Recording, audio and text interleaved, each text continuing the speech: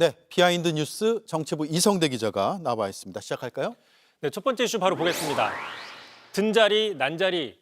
자, 지금 국민의힘 주도로 필리버스터 잠시 후에 종결된다고 아까 오대영 앵커가 전해드린 바 있었죠. 자, 지난 4박 5일 동안 속담처럼 든자리는 몰라도 난자리는 좀 부각되는 모습들이 여러 번 보였는데 예. 자, 어제였습니다. 마지막 필리버스터의 첫 순서로 나섰던 국민의힘 김은혜 의원이 시작한 지 한 15분 정도 지나자 갑자기 자, 국무위원들이 아무도 없다 이러면서 못하겠다라고 선언을 했는데 먼저 들어보시죠. 현재 필리버스터에 임석해야 할 국무위원의 소재가 확인되지 않는 바 조속히 국무위원이 이 자리에 올 때까지 필리버스터를 중단토록 하고자 합니다. 예.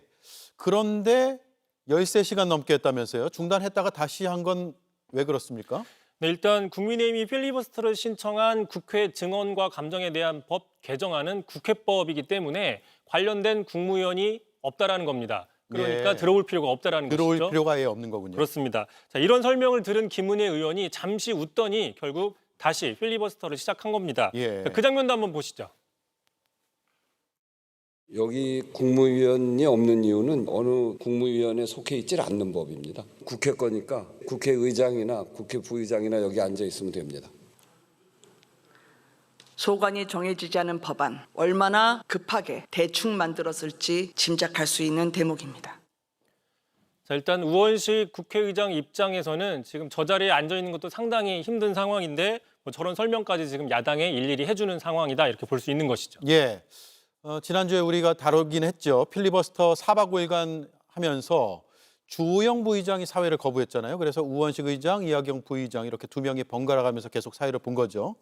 자, 그렇습니다. 자, 국무위원은 없어도 되는 자리였지만 반면에 있어야 되는데 없는 사람, 바로 말씀하신 것처럼 주호영 부의장이라는 평가가 있습니다. 예.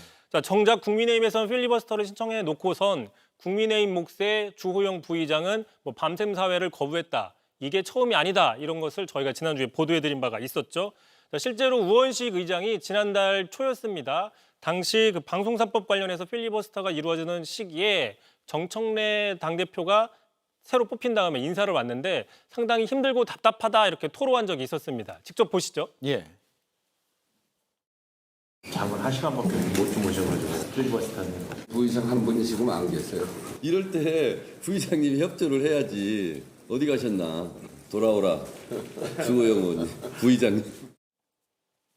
예. 국민의힘이 앞으로도 필리버스터 카드를 계속 쓸 수도 있는데 그때마다 주호영 부의장이 사회를 보는지 아닌지도 관심으로 떠오르겠군요. 네, 일단 필리버스터는 합법적인 절차이기 때문에 국회 부의장직이 이 절차를 무시하는 것도 좀 문제가 있다라는 지적이 있고요.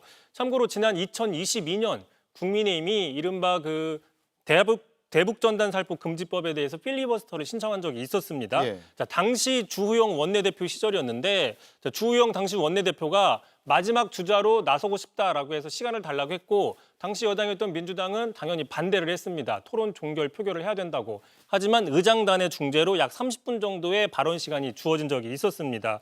자, 당시 의장단의 도움을 받았던 주호영 지금 부의장이 지금은 의장단으로서 어떤 업무를 회피한다, 해태하고 있는 게 아니냐, 좀 부적절한 거 아니냐 이런 지적이 나오는 이유입니다. 예. 2022년이 아니라 2020년이죠.